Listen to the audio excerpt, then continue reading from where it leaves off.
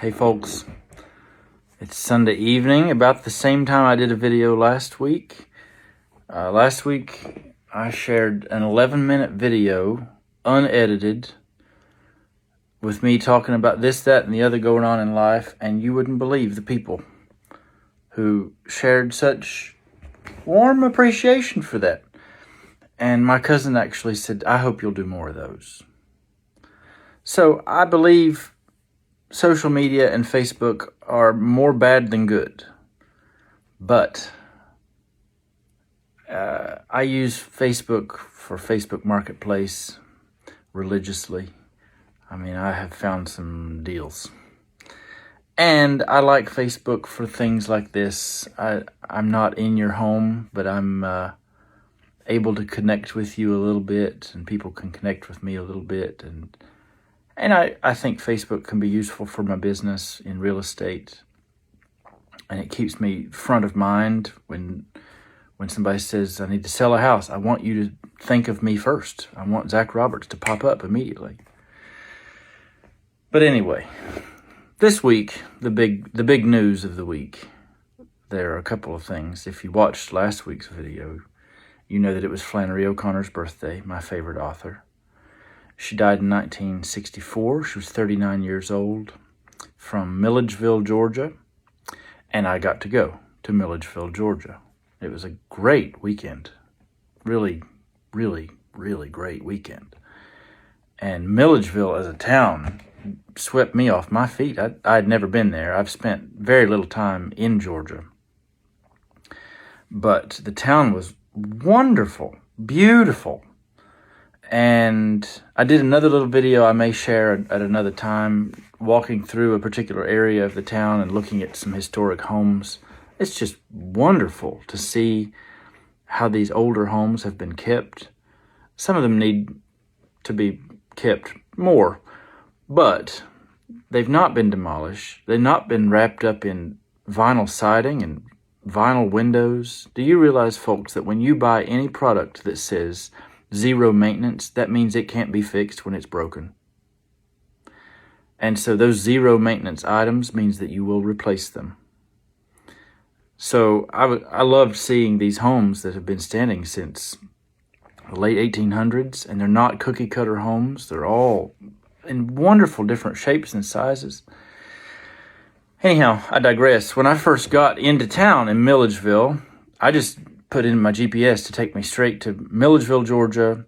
And when I arrived, there it was, the church that Flannery O'Connor had attended when she was living, Sacred Heart Catholic Church.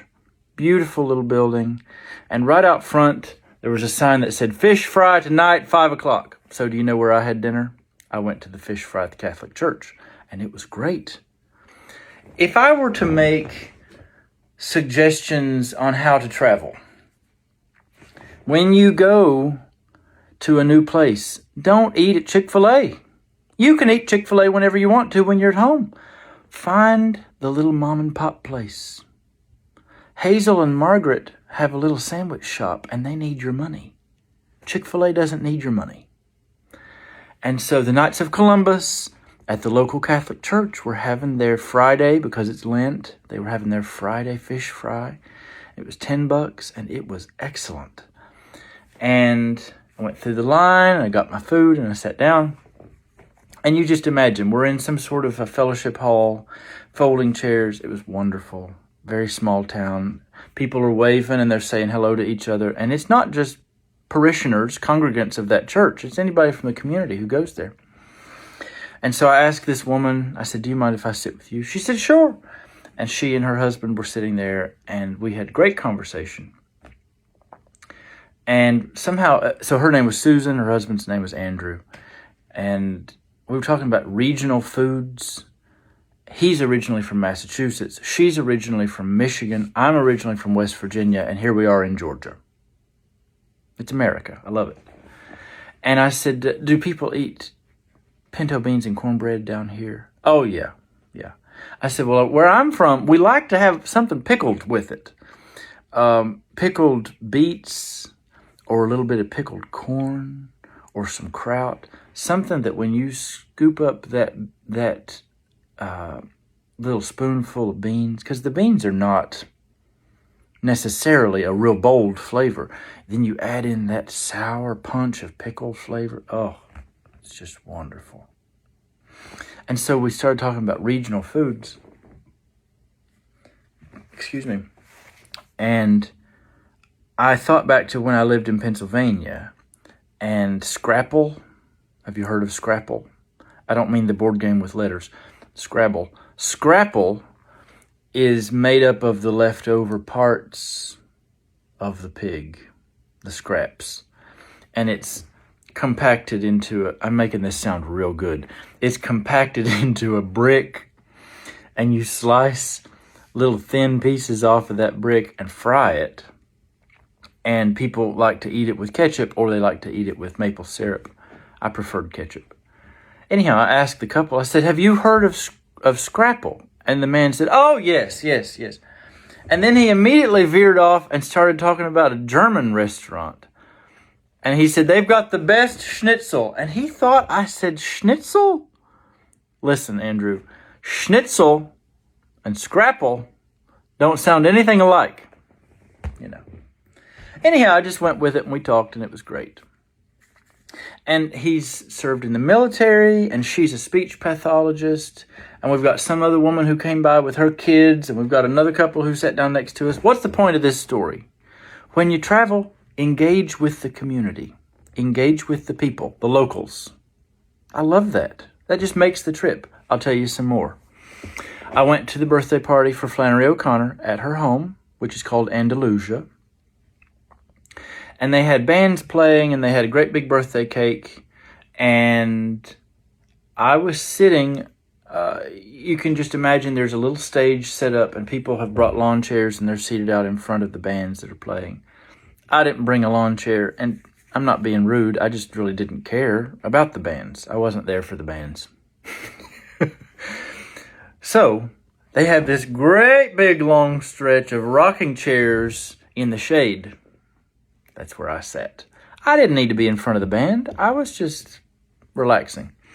And this woman came by, whole string of chairs, and she picks the one right next to me because I have a welcome sign on my face. And she said, do you mind if I sit here next to you? And I said, that'd be fine. Have a seat. And she told me she was 65. She said, my husband didn't come. He didn't give a rip about this. He's home watching basketball, as I'm sure many Americans are. And we sat there and had a great little conversation about all kinds of things. And she told me that she's from Atlanta. And she said, I've worked in corporate America for years. And she said, my husband nearly died last year. She didn't tell me what the exact situation was, and I didn't ask. But she said he spent an entire year in a hospital. And she said he asked me to retire. She said he retired several years prior. And he said, I want you to go ahead and retire. We've got a second chance to spend more time together. And so she did. And now he didn't come with her to that event, but they were together in town from Atlanta, and he was staying at the friends that they were staying with. And so we talked about several different things like that. We talked about Flannery O'Connor, and we talked about Georgia, and we talked about state pride. I said, I've lived a number of different places. I said, let's just compare West Virginia and Connecticut. I've lived both of those. And I said, West Virginia economically and monetary resources is a poor state. Connecticut's a very wealthy state. I said, but you can't find people in Connecticut who are all that proud to be from Connecticut. Everybody's trying to leave. Or they're just passing through. I said, West Virginia, everybody you come across, very, very proud to say, I'm a West Virginian. She said, oh, yes. She said, I love my state. I'll never leave Georgia. And I think there's some similarity there. You go through Georgia. I saw some deep poverty in the drive through Georgia, but there's still such pride. I think that's important. Another piece of news from the week. I should wrap this up about my trip. The trip was great. My Airbnb was wonderful. The woman who hosted me, her name is Revel. She was sort of like a mix between my 4th grade teacher and the mother of one of my best friends. She sent me home with plants. Like, she dug up plants and put them in a bucket and said, here, you should take these and plant them when you get home. I love that. #South. And I can talk more about the house. I'll post pictures. It was wonderful. But anyhow, the house was great. Flannery O'Connor's house was great. Where I'm going here, there's some sadness this week also. You know, going through Flannery's house, if I were more respectful, I'd call her Miss O'Connor, but I like to believe that we're close and on speaking terms. Flannery did not want to go back to Georgia. I think she was either in New York or in Connecticut and started having some real physical problems. Doctor called it arthritis, told the mother what the actual diagnosis was. Her mother was Regina. And the doctor said, she has lupus. And the mother decided not to tell her. For multiple years, they kept this from Flannery and did not tell her that she had lupus. And then eventually somebody told her, you don't have arthritis, you have lupus. And she said, listen, I'm glad you told me because I thought I was going crazy. And I'd much rather be sick than be crazy. As I said, she died in 1964. She was only 39 years old. So as you go through the house, it is a step back into 1964. And there's just some sadness that comes with that. Also this week, my great aunt, Boot, died. She just turned 100 back in January. And by the way, her name is actually Beulah Faye. Nobody calls her that. She's always been Boot. I love those names. We've got to give our children weird nicknames. As a teacher, I can tell you, they're trying to give them weird birth names. Don't do that. Give them weird nicknames. Let them have nice, normal birth names. Anyhow, Boot, she drew her last breath this week. And so tonight I called Nan. This is her sister. Boot was 100. Nan, 98. Cricket will be 94 this year, toward the end of the year. And Nan and Boot were not super close here in later years. And so I said, how do you feel? What are your thoughts? And she said, well, I hate to hear it. But she said, Cricket's really the one who's taking it hard. She said Cricket used to call every night to check on her. So, as we move into another week, I'm going to read something. I'm trying not to let these videos go too long, but so be it. I'm going to read this. Flannery O'Connor was a very, very devout Roman Catholic, and I am a very devout Christian, but I'm not a Roman Catholic. So this prayer is one that she prayed daily. It is a prayer to Saint Raphael. I couldn't tell you who Saint Raphael is. I don't know anything about him. But I think the prayer is beautiful. And if you're like me and you don't know anything about Saint Raphael, just change the prayer and pray it to Jesus. I think that's very appropriate and applicable. And I have prayed this before. I think this is an excellent prayer. And listen, there's not a thing wrong with praying a prayer that's already pre-written down, because it's all about the attitude of your heart. And as you read it, you just make it your own. That's what the Psalms are. We are reading somebody else's prayers. Make it your own. And so this is my prayer as we go into the week. And like I said, when it says Saint Raphael, you just change it over in your own heart to Jesus. Oh, Raphael, lead us toward those we are waiting for, those who are waiting for us. Raphael, angel of happy meeting, lead us by the hand toward those we are looking for. May all our movements be guided by your light and transfigured with your joy. Angel guide of Tobias, lay the request we now address to you at the feet of him on whose unveiled face you are privileged to gaze.